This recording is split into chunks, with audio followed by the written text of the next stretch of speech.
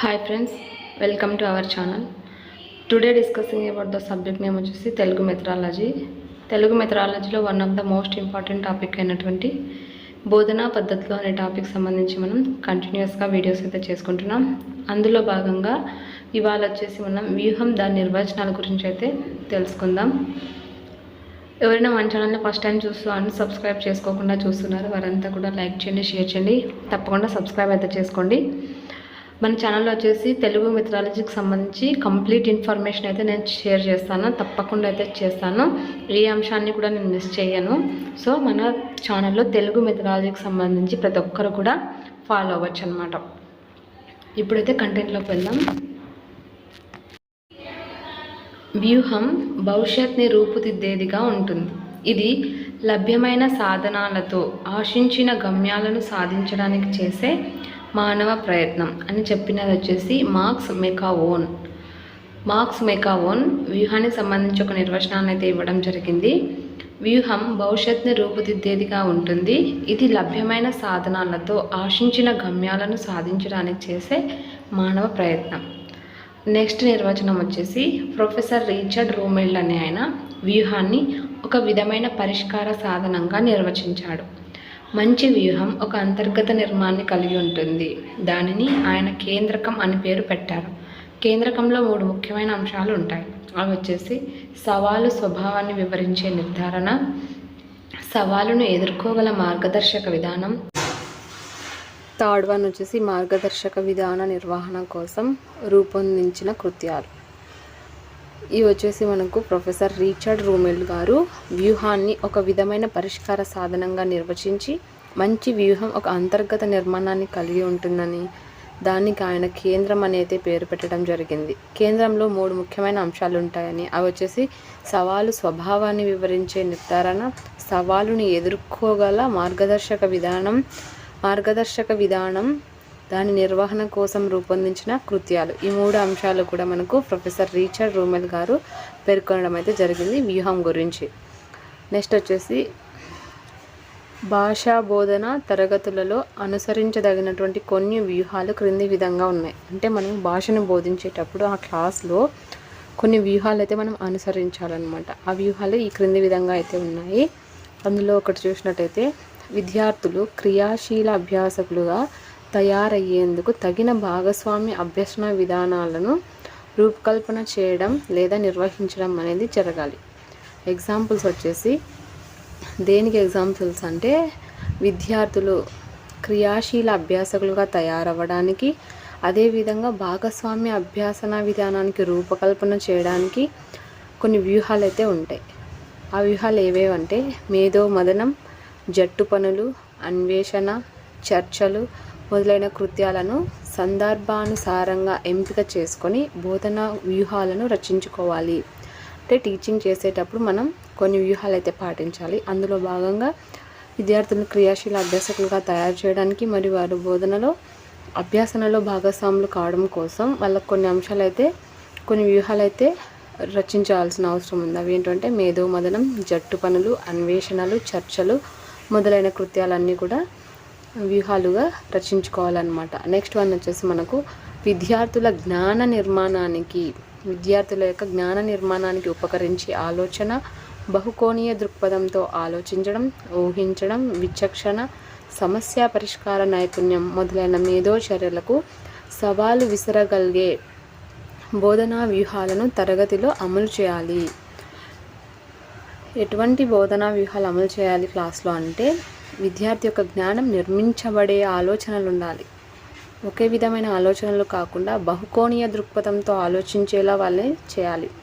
వాళ్ళు ఊహించగలగాలి, విచక్షణ జ్ఞానాన్ని కలిగి ఉండాలి, ఒక సమస్యను పరిష్కరించగల నైపుణ్యం, ఇవన్నీ కూడా వాళ్ళకు ఉన్నటువంటి వ్యూహాన్ని తరగతి గదిలో అమలు చేయాల్సి అయితే ఉంటుందన్నమాట. నెక్స్ట్ వచ్చేసి భావ ప్రకటన స్వేచ్ఛ, విమర్శనా దృక్పథం, ధైర్యం, భద్రతా భావాలను విద్యార్థుల్లో పెంపొందించేలా వ్యూహరచన నిర్వహణ అయితే జరగాలన్నమాట. అంటే ఉపాధ్యాయుడు ఫస్ట్ ఒక వ్యూహాన్ని నిర్మించేటప్పుడు పిల్లవాడిలో రావాల్సినటువంటి అంశాలు ఏమంటే భావాలను ప్రకటించేటప్పుడు విద్యార్థులు స్వేచ్ఛగా ప్రకటించగలగాలి, విమర్శనాత్మకత దృక్పథాన్ని కలిగి ఉండాలి, ధైర్యాన్ని కలిగి ఉండాలి మరియు భద్రతా భావాలను కూడా విద్యార్థుల్లో పెంపొందించేలా వ్యూహరచన అనేది ఉపాధ్యాయుడు చేయాల్సి ఉంటుంది. నెక్స్ట్ వచ్చేసి వ్యాసాలు, నివేదికలు, సమీక్షలు, కరపత్రాలు, కవితలు, గేయాలు మొదలైనవి రాయించడం, వీటి చుట్టూ బోధనా వ్యూహాన్ని రూపకల్పన చేసుకుంటే విద్యార్థులలో స్వీయ రచన, సృజనాత్మకత సామర్థ్యాలు పెంపొందుతాయన్నమాట.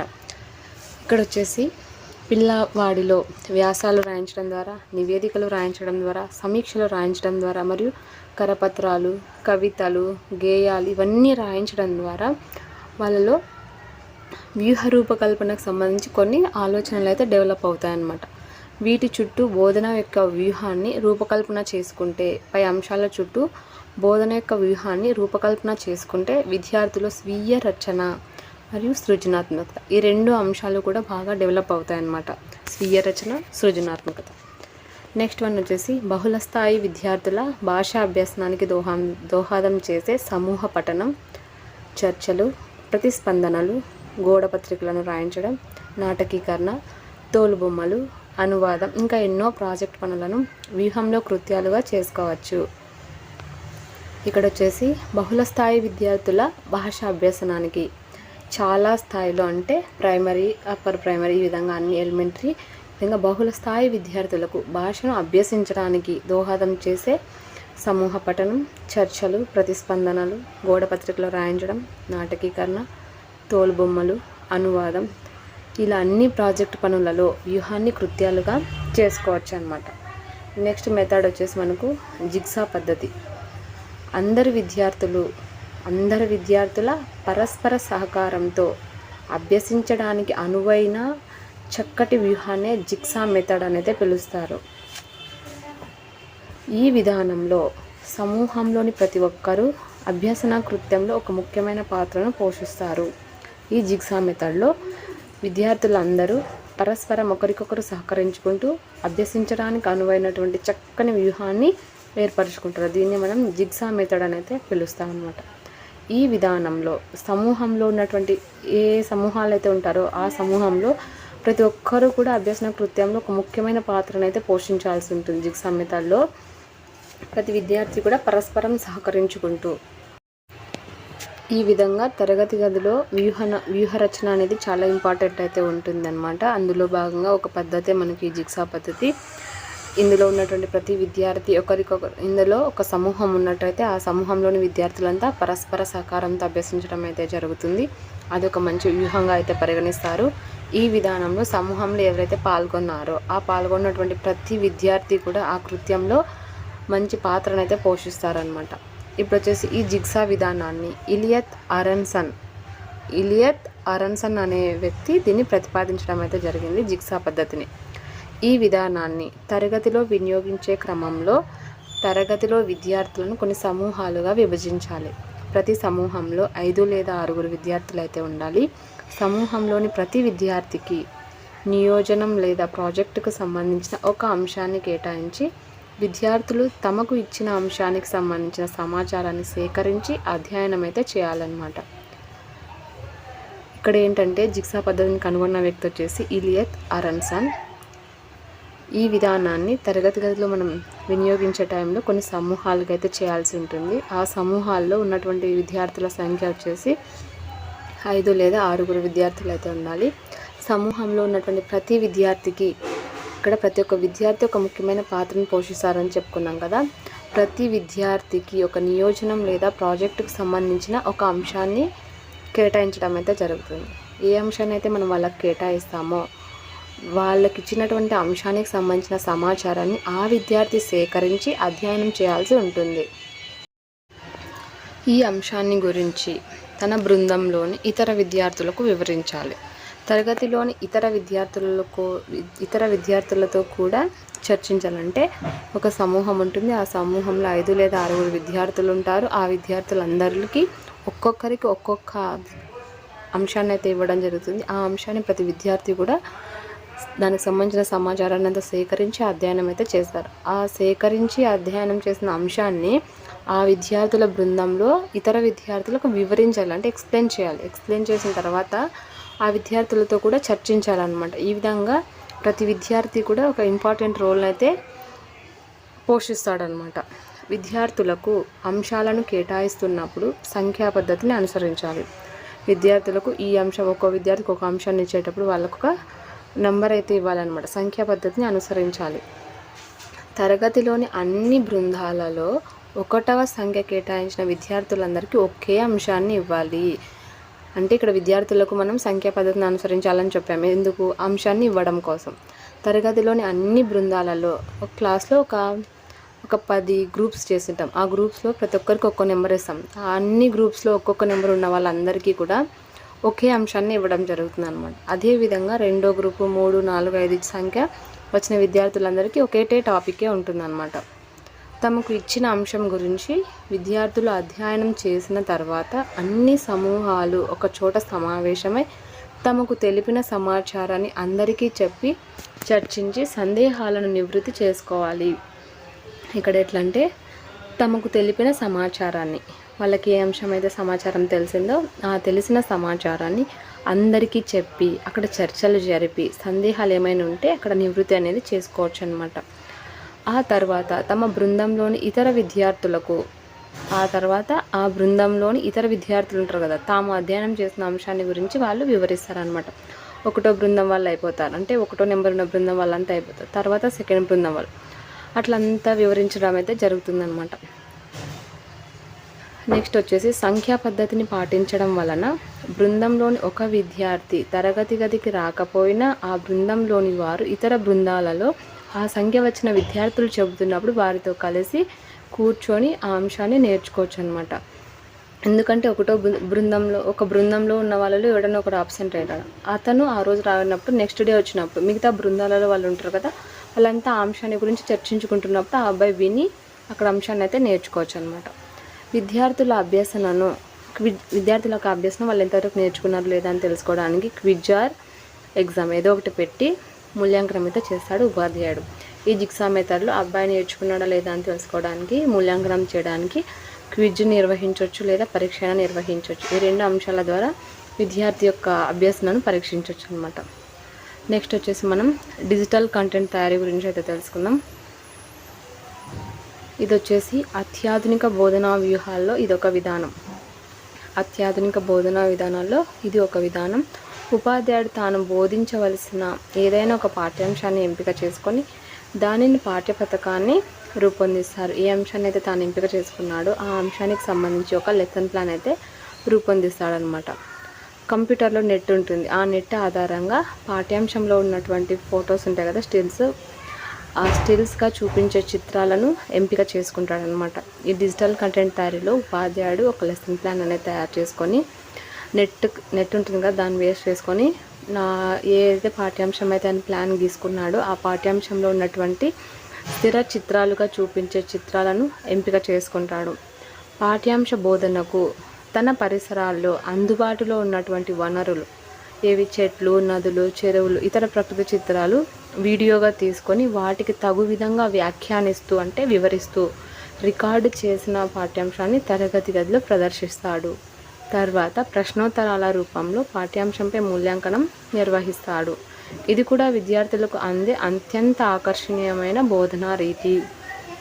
ఇక్కడ ఏంటంటే డిజిటల్ కంటెంట్ తయారీ అంటే ఇక్కడ డిజిటల్లో అంటే కంప్యూటర్ ద్వారా కంటెంట్ని తయారు చేసి పిల్లలకు వివరిస్తారనమాట. ఇది అత్యాధునిక బోధనా వ్యూహాల్లో ఒకటి.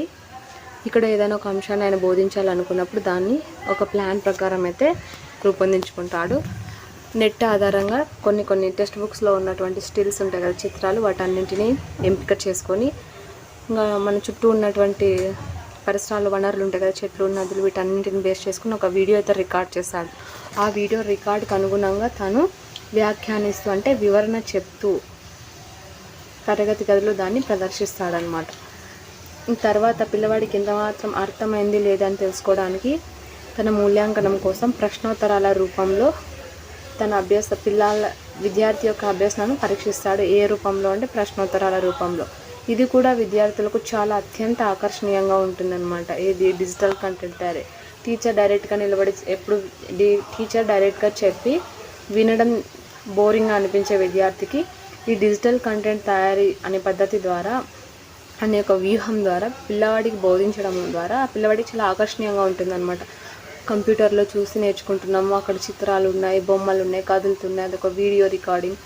సో అక్కడనే న్యాచురల్ స్టిల్స్ చూసి అక్కడ చాలా ఆసక్తికి గురయ్యి అనమాట చాలా కాన్సన్ట్రేషన్గా అయితే నేర్చుకోవడానికి అవకాశం ఉంటుందన్నమాట. డిజిటల్ కంటెంట్ తయారీ అనేది పిల్లలకు అత్యంత ఆకర్షణీయమైన బోధనా రీతి. ఇది కూడా మనకి ఆప్షన్స్లో ఇచ్చి ఎలిమినేషన్ మెథడ్లో అడిగే అవకాశం ఉంటుందన్నమాట. దీని గురించి తెలుసుకుంటే ఇది ఆకర్షణీయం కాబట్టి దీన్ని మనం ఎలిమినేషన్ చేయొచ్చు, ఉంచవచ్చు అనే దానికి తెలుసుకోవచ్చు అనమాట. ప్రతి అంశాన్ని కూడా తెలుసుకొని పెట్టుకొని ఉంటే మనకి ఎలిమినేషన్ మెథడ్కి అయితే యూజ్ అవుతాయి ప్రతి అంశం. నెక్స్ట్ పద్ధతి వచ్చేసి వ్యాఖ్యాన పద్ధతి. వ్యాఖ్యానం అంటే వివరించి చెప్పడం. ఈ వ్యాఖ్యానాన్ని బోధనా పద్ధతిగా చేసుకొని భాషను బోధించడం వల్ల విద్యార్థుల సునిశ్చిత మేధో సంపత్తికి పదును పెట్టినట్లుగా ఉంటుంది. ఈ వ్యాఖ్యానాన్ని మనం బోధనా పద్ధతిగా ఉపయోగించుకొని భాషను బోధించడం వల్ల విద్యార్థుల్లో సునిశ్చిత మేధో సంపత్తికి పదును పెట్టినట్లయితే అవుతుందన్నమాట. దేనివల్ల అంటే వ్యాఖ్యాన పద్ధతి ద్వారా. ఈ వ్యాఖ్యాన పద్ధతి వల్ల విద్యార్థుల భాషా కౌశలం పెరుగుతుంది. వ్యాఖ్యాన పద్ధతి వల్ల విద్యార్థులు భాష యొక్క కౌశలం అనేది ఎక్కువగా పెరుగుతుందన్నమాట. నెక్స్ట్ వచ్చేసి పాఠశాలలో జరిగే వివిధ కార్యక్రమాలపై విద్యార్థులతో వ్యాఖ్యానం చేయించవచ్చు. ఆయా ప్రాంతాల్లో జరిగే ఉత్సవాలప్పుడు సభలు, సమావేశాల ద్వారా వ్యాఖ్యానం అనేది ఈ భావనలోనికి వస్తుంది. అంటే ఇక్కడ ఏంటంటే వ్యాఖ్యానం అంటే వివరించి చెప్పడం కదా. ఈ వివరించి చెప్పడంలో భాగంగా ఉపాధ్యాయుడు భాషను బోధించే టైంలో ఈ వ్యాఖ్యాన పద్ధతిని యూజ్ చేసుకునేటప్పుడు విద్యార్థులు సునిశ్చితమైనటువంటి మేధో సంపత్తి అనేది డెవలప్ అవుతుందన్నమాట. దీనివల్ల భాషా కౌశలం విద్యార్థికి పెరుగుతుందన్నమాట. పాఠశాలలో జరిగే వివిధ కార్యక్రమాలు ఉంటాయి కదా, ఆ టైంలో పిల్లవాడి ఈ వ్యాఖ్యానం అనే పద్ధతిని ఉపయోగించుకొని వాళ్ళతో మనం స్పీచ్లు అలాంటివి ఇప్పించవచ్చు.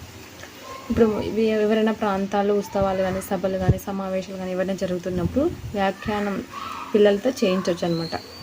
ఈ విధంగా మనం వ్యాఖ్యాన పద్ధతి గురించి అయితే తెలుసుకున్నాం. ఇది సింపుల్ మెథడ్. దీన్ని వివరించి చెప్పడం అని అంటారు వ్యాఖ్యానం అంటే. ఈ వ్యాఖ్యానాన్ని బోధనా పద్ధతిగా చేసుకొని బోధన చేయడం వల్ల విద్యార్థుల సునిశ్చిత మేధో సంపత్తికి పదును పెట్టినట్లుగా ఉంటుంది. వ్యాఖ్యాన పద్ధతి వల్ల విద్యార్థుల భాషా కౌశలం అనేది పెరుగుతుంది. పాఠశాలలో జరిగే వివిధ కార్యక్రమాలపై విద్యార్థులతో వ్యాఖ్యానం చేయించవచ్చు. ఆయా ప్రాంతాల్లో జరిగే ఉత్సవాలు, సభలు, సమావేశాల వ్యాఖ్యానం కూడా ఈ భావనలోకే వస్తుంది. నెక్స్ట్ అయితే చూద్దాం. వ్యాఖ్యాన పద్ధతిలో భాగంగా పద్య గద్య పాఠాలలోని పాత్రల స్వభావంపై, ఆ పాత్రల తీరుతెన్నులపై విద్యార్థులను వ్యాఖ్య చేయవలసిందిగా కోరవచ్చు. ఇలా ఉపాధ్యాయుడు ఒక లెసన్లోని పాత్రలు ఉంటే ఆ పాత్రల యొక్క స్వభావాన్ని గురించి వివరించమని విద్యార్థికి చెప్పడం వల్ల విద్యార్థి ఉపయోగించే పద్ధతి ఏంటంటే వ్యాఖ్యాన పద్ధతి. నెక్స్ట్ వచ్చేసి మనం KWC విధానం గురించి అయితే చూద్దాం. దీనిని KWL విధానం అని కూడా అంటారు. ఈ విధానాన్ని గణిత బోధనలో ఆర్థర్ హ్యూడ్ అనే ఆయన వినియోగించారు కానీ దీన్ని స్థాపించినది ఈయన కాదు. అంటే KWC విధానాన్ని ఆర్థర్ హ్యూడ్ అనే ఆయన గణిత బోధనలో అని గణితాన్ని టీచ్ చేయడం కోసం ఈ పద్ధతిని వినియోగించారనమాట. ఇది ఒక చక్కటి వ్యూహం. మనం వ్యూహాల గురించే మాట్లాడుకుంటున్నామండి.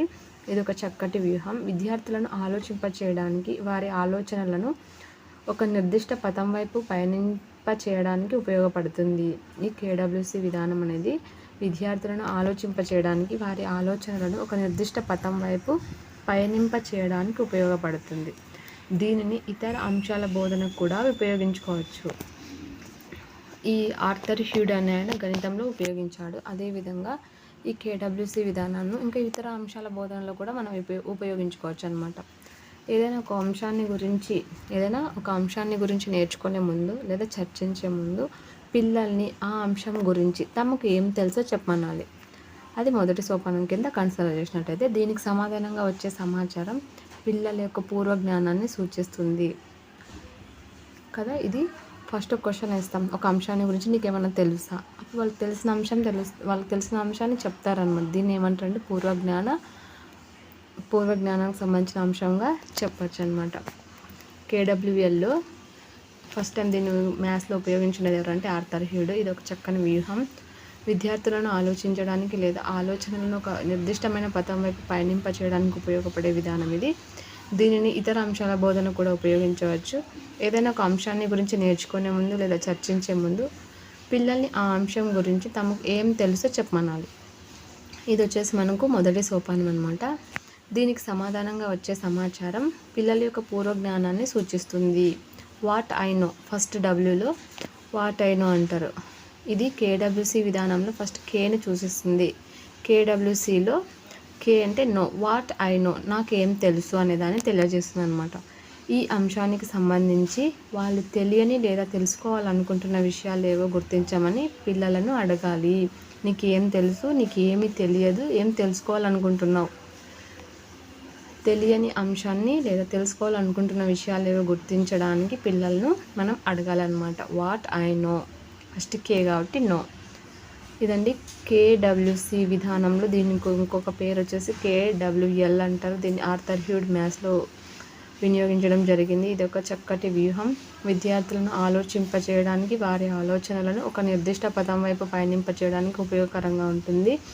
దీనిని ఇతర అంశాల బోధనలో కూడా వినియోగించవచ్చు. ఏదైనా ఒక అంశాన్ని గురించి నేర్చుకునే ముందు లేదా చర్చించే ముందు పిల్లల్ని ఆ అంశం గురించి నీకు ఏం తెలుసు దాని గురించి చెప్పమని అడిగితే వారు ఏ అంశాన్ని అయితే చెప్తారో అది మనకు పూర్వజ్ఞాన అంశంగా తెలుసుకోవచ్చు. ఇది వచ్చేసి మనం ఫస్ట్ సోపానంగా భావిస్తాం. వాట్ ఐ నో అనే దాన్ని మనం కేడబ్ల్యూసీలో కేగా పరిగణిస్తాం. ఈ అంశానికి సంబంధించి వాళ్లకు తెలియని లేదా తెలుసుకోవాలనుకుంటున్న విషయాలు ఏవో గుర్తించమని పిల్లలను అడగాలి. What I want to know అంటే నేను ఏం తెలుసుకోవాలనుకుంటున్నాను. వాట్ ఐ వాంట్ టు నోలో ఇది సెకండ్ వన్ అనమాట. వాంట్ డబ్ల్యూని సూచిస్తుంది. ఇది రెండవ సోపానాన్ని అయితే తెలియజేస్తుంది. ఆ తర్వాత వాళ్ళు తెలుసుకోవాలనుకుంటున్న అంశాల అభ్యాసనలో వారికి ఎదురవుతున్నటువంటి అవరోధాలను గుర్తించి తెలుపమని చెప్పాలి. నెక్స్ట్ వన్ వచ్చేసి మనకు what are the constraining in లెర్నింగ్లో ఈ కన్స్ట్రైన్స్ అనేది మనకు సిని సూచిస్తుంది కేడబ్ల్యూసీలో. ఇది వచ్చేసి మనకు మూడో సోపానంగా అయితే తెలుపుతున్నాం. కేడబ్ల్యూసీలో కే వచ్చేసి వాట్ ఐ నో అంటే నాకు ఏం తెలుసు. నెక్స్ట్ వన్ వచ్చేసి డబ్ల్యూ అంటే what I want to know అంటే నేను ఏం తెలుసుకోవాలని అనుకుంటున్నాను, అది సెకండ్ సోపానం. వాట్ ఐ నో అనేది మొదటి సోపానం. What I want to know అనేది రెండవ సోపానం. సి వచ్చేసి what are the constants in learning అంటే ఇక్కడ వచ్చేసి ఉపయుక్త సమాచారం, ఉపయోగకరమైన సమాచారం ఏదైతే ఉందో దానికి ఉదాహరణలు, విశ్లేషణలతో విషయంపై విద్యార్థులను ఆలోచించమనాలి లేదా చర్చించమనాలి. చర్చించినటువంటి అంశాన్ని వాళ్ళకి ఏమి అర్థమైంది, ఏం నేర్చుకున్నారో గుర్తించమని తెలపాలన్నమాట. ఇది వచ్చేసి మనకు కేడబ్ల్యూసి విధానంలో కే అంటే ఏంటి, డబ్ల్యూ అంటే ఏంటి, సి అంటే ఏంటో చూసాము. మొదటి సోపానం వచ్చేసి వాట్ ఐ నో, రెండవ సోపానం వచ్చేసి what I want to know, third వచ్చేసి what are the constants in learning.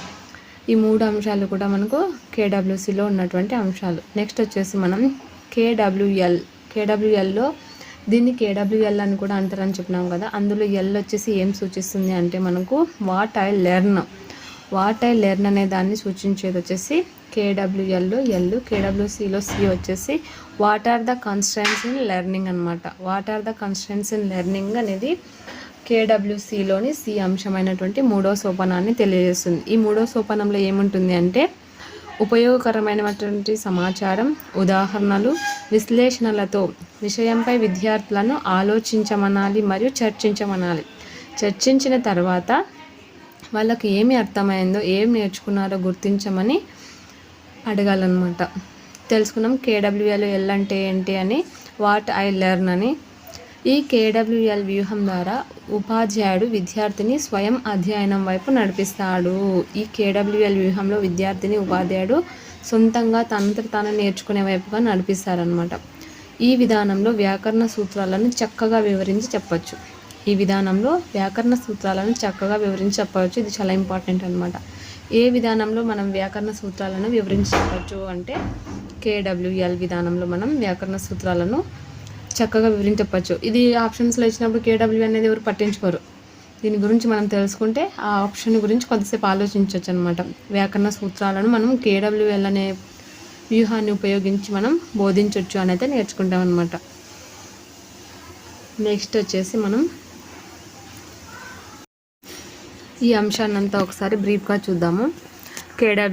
కేడబ్ల్యూఎల్ అని అయితే అంటారండి. ఈ కేడబ్ల్యూసిలో కే అంటే వాట్ ఐ నో అనేది తెలియజేస్తుంది. వాట్ ఐ నో అనే పదం కే కాబట్టి ఫస్ట్ అక్షరం కేతో వాట్ ఐ నో. ఇది వచ్చేసి మొదటి సోపానం అన్నమాట. ఇది ఒక అంశానికి సంబంధించి వాళ్ళకు తెలియని లేదా తెలుసుకోవాలనుకుంటున్న విషయాలు ఏమిటో గుర్తించమని పిల్లలను అడగాలి. నెక్స్ట్ వన్ అయినటువంటి what I want to no. ఇది కేడబ్ల్యూసి విధానంలో డబ్ల్యూని సూచిస్తుంది. ఇది వచ్చేసి రెండవ సోపానం. ఆ తర్వాత వాళ్ళు తెలుసుకోవాలనుకుంటున్న అంశాల అభ్యాసంలో వారికి ఎదురవుతున్నటువంటి అవరోధాలను గుర్తించాలి.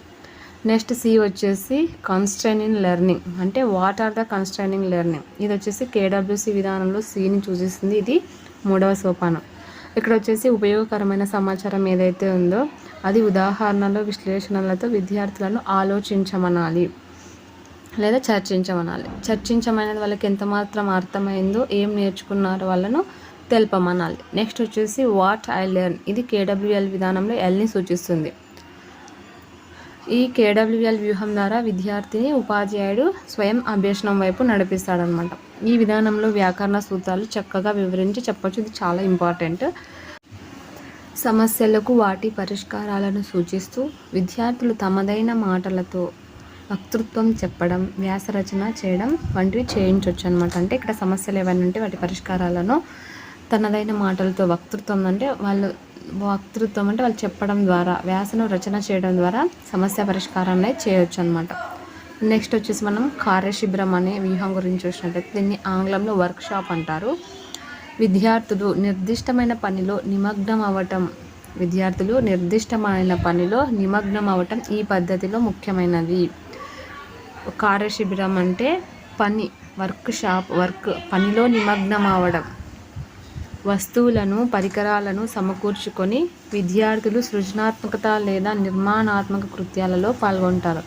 మనం ఏదైనా పని చేయాలంటే దానికి కావాల్సిన వస్తువులు, దానికి కావాల్సిన పరికరాలన్నింటినీ సమకూర్చుకొని విద్యార్థులు సృజనాత్మకత లేదా నిర్మాణాత్మక కృత్యంలో పాల్గొంటారన్నమాట.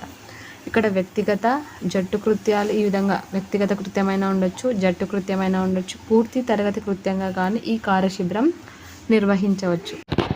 బోధనాభ్యసన కృత్యాలను, పరికరాలను, ప్రణాళికలను, నివేదికలను విద్యార్థుల పరస్పర చర్చల ద్వారా రూపొందిస్తారు. ఇక్కడ బోధనాభ్యసన కృత్యాలు ఏవైతే ఉన్నాయో వాటిని మరియు ఏవైనా పరికరాలు సమకూర్చుకోవాలి కదా పని చేయాలంటే ఆ పరికరాలను, నెక్స్ట్ ప్లాన్, నెక్స్ట్ నివేదిక, వీటన్నిటిని కూడా విద్యార్థులే పరస్పర చర్చల ద్వారా రూపొందిస్తారనమాట. వర్క్షాప్, కార్యశిబిరాన్ని ఆంగ్లంలో వర్క్షాప్ అంటారు. విద్యార్థులు నిర్దిష్టమైన పనిలో నిమగ్నం అవ్వడం ఈ పద్ధతిలో ముఖ్యమైన అంశం. విద్యార్థులు ఒక పని ఇస్తారో ఆ పనిలో వాళ్ళు నిమగ్నం అయ్యేలా చూడటమే ఈ కార్యశిబిరం. ఇక్కడ ఆ పని చేయడానికి కావాల్సినటువంటి వస్తువులను, పరికరాలన్నింటినీ సమకూర్చుకొని విద్యార్థులు సృజనాత్మకత లేదా నిర్మాణాత్మక కృత్యాలలో అయితే వాళ్ళు పాల్గొంటారనమాట. ఇక్కడ కృత్యాలు ఏ విధంగా ఉంటాయంటే వ్యక్తిగతంగా అయినా ఉండొచ్చు, జట్టుగా అయినా ఉండొచ్చు, పూర్తి తరగతి కృత్యంగా అయినా ఉండొచ్చు.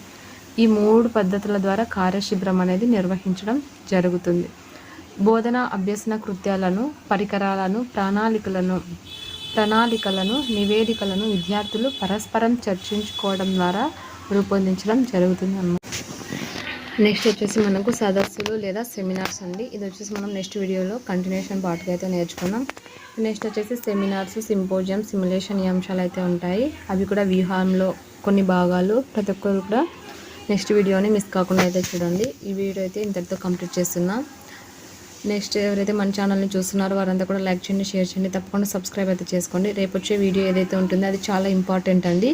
సదస్సులు, సెమినార్స్ అంటారు, ఇంకా సింపోజియం, సిమ్యులేషన్ ఇవన్నీ కూడా ప్రతి ఒక్క డిఎస్సిలో అడుగుతున్నారు కాబట్టి ఇంపార్టెంట్.